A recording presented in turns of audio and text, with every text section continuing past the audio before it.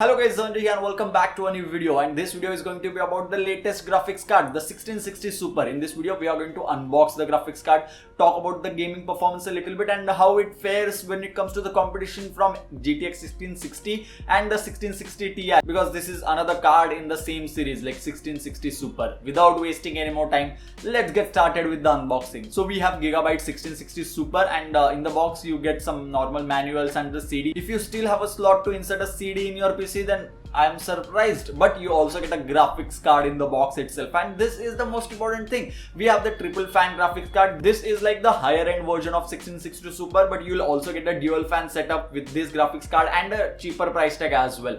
Now let's talk about the pricing. Before that, let's talk about 1660 Super. Just because the name has Super does not mean that it supports ray tracing. So first things first, 1660 Super does not support ray tracing. I have the RTX 2060 Super, which you can see in the PC build behind me, and that supports ray tracing. 1660 Super, it's super for the name itself, and no ray tracing support is here. Now let's talk about the comparison with 1660 Ti and 1660, and this is where things become extremely interesting. 1660 and 1660 Ti, the performance difference is pretty good. I mean, if you buy a 1660 over 1660 Ti, you will notice the performance difference, but 1660 Super will be closer to 1660 Ti when it comes to performance, but when it comes to pricing, it will be closer to the 1660, meaning at the price, let's assuming that it's going to be very close, at the price of 1660 Super, you're going to get performance similar to 1660 Ti. It won't be exactly the same. 1660 Ti will still perform little bit better than 1660 Super, but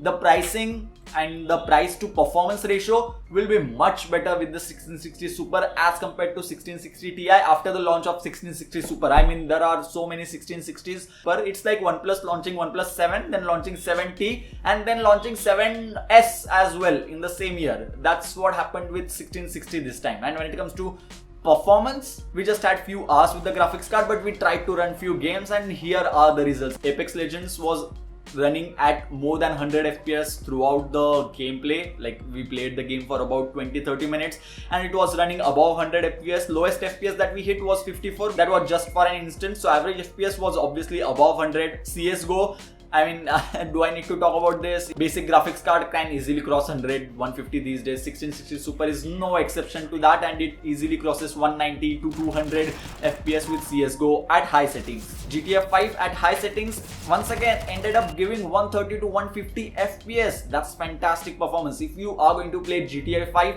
and I'm assuming that considering all of the gaming streamers are switching to GTA 5 and playing that particular mode and everything, you will be interested in GTA 5 performance with 1660 Super, and that's fantastic. Far Cry 5 with story mode gave an FPS from 70 to 90. It was varying. We do not have the exact numbers because we tested all these 4 games in like couple of hours, so we had to set up the graphics card, install everything. That's not the point of this video, but overall gaming performance with these 4 games that we played was fantastic. Playing AAA titles at or more than 60 FPS should be more than easy or more than sufficient for the 1660 Super. This is a good news for my neighbor who wanted to buy a graphics card for his i5 8500. We built this system for him almost a year back, and he said that he'll get a graphics card in next 4 to 5 months. He was not able to buy that. Now as the 1660 Super is launching, he is going to buy that. And for people who are going to buy a new system now, 9400F is obviously the choice. Even the Ryzen 5 series, the 3rd generation, is fantastic. 1660 Super is basically a 1660 but with GDDR6 memory and 14 Gbps of speed. Even the GTX 1660 Ti comes with a 14 Gbps of speed, and the regular 1660 comes with GDDR5 memory. GDDR6 is the way to go forward. Get the 1660 Super over 1660 any day, in my opinion. And I guess that's pretty much it. If you want to buy the graphics card, then the direct links will be present in the description box below. If you still have any more doubts, suggestions or queries regarding this graphics card, do let me know about that in the comment section box below. What are your thoughts? And if you want me to cover anything specific in the 1660 Super review, then do let me know about that in the comment section box below. I'll be more than glad to include that in the review. And yeah, that's it. Subscribe to the channel if you haven't already, like the video if you enjoyed it, and share it with your friends who want to buy a graphics card if your neighbor wants to buy one. Yeah, bye.